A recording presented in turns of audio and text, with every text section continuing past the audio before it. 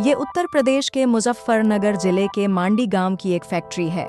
यहाँ धोने बनते थे, लेकिन इंसानों को जानवरों से भी बदतर रखा जा रहा था। बीती 22 जून को पुलिस और श्रम विभाग ने यहाँ छापा मारा और 12 बंधुआ मजदूरों को मुक्त कराया। इन्हें कैदियों की तरह रखा गया था। मोबाइल छीन लिए गए, पहचान पत्र जला दिए गए और बाहर निकलने की सख्त मनाही थी। हम लोगों को फैक्ट्री में कैदियों की तरह रखा गया था। गेट के बाहर नहीं जाने दिया जाता था। मोबाइल छीन लिए गए, आधार कार्ड जला दिए गए। हमें सरियों से पीटा जाता था और खाने में सिर्फ छोकर की रोटी दी जाती थी। खाने में सिर्फ छोकर की रोटी, नमक और लाल मिर्च का पाउडर। चाय में चीनी तक नहीं।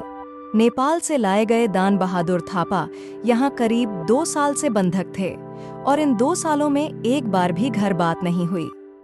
हमसे मजदूरी करवाई जाती थी। खाने को सिर्फ छोकर की रोटी मिलती थी, साथ में नमक और लाल मिर्च का पाउडर। चाय में चीनी तक नहीं होती थी। छुड़ाए गए ये मजदूर उत्तर प्रदेश, बिहार, उत्तराखंड, छत्तीसगढ़, हरियाणा, राजस्थान और नेपाल तक के हैं। इनमें कुछ नाबालिग भी हैं। किसी को कुछ महीनों से तो किसी को 2 साल से बंधक बनाकर रखा गया था। इन्हें रेलवे और बस स्टेशनों से अच्छी मजदूरी का लालच देकर लाया गया था।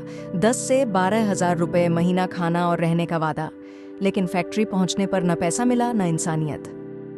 मार ऐसी कि किसी की पसलियां टूट गईं, किसी के कान और कमर पर गहरे जख्म हैं।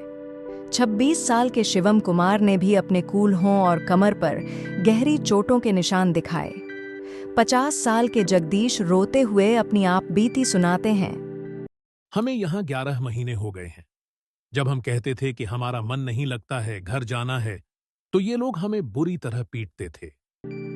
और मजदूर भाग न जाएं, इसके लिए फैक्ट्री के बाहर एक पिटबुल कुत्ता पहरे पर रखा गया था। मोबाइल छिन जाने से ये लोग महीनों तक अपने परिवारों से कोई संपर्क नहीं कर पाए। इस मामले में पुलिस ने 2 अभियुक्तों शिवा त्यागी और प्रदीप बालियान को गिरफ्तार किया है।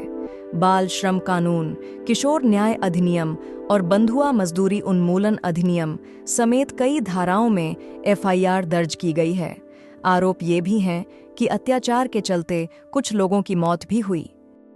फैक्ट्री संचालक अंकित बालियान फिलहाल फरार है। अभी तो श्रमिकों को छुड़ाया गया है, उनके घर वालों से संपर्क किया जा रहा है। कुछ एक के परिजन पहुंच रहे हैं, जबकि कई और लोग आने बाकी हैं। महीनों की कैद और यातना के बाद अब इन मजदूरों को अपने घर लौटने की उम्मीद है।